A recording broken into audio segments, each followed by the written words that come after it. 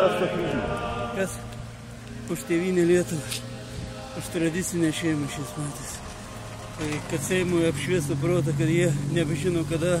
Tu pažiūrėk, išrinkom prezidentę, jūs balsavote, ne?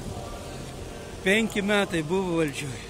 Iš Norvegai atiminėjo vaikus, kaip atiminėjo, taip atiminėjo. Ne vienos notos, ne vieno protas. O iš kur jūs tą informaciją žinot, kad Norvegai atiminėjo? Tai pažiūrėk, internetas pilnas, žmonės skundžiasi.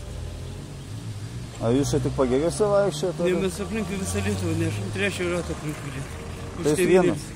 Nu, pernai buvo kitas, užpernai buvo 2, šiuo metu irgi 2.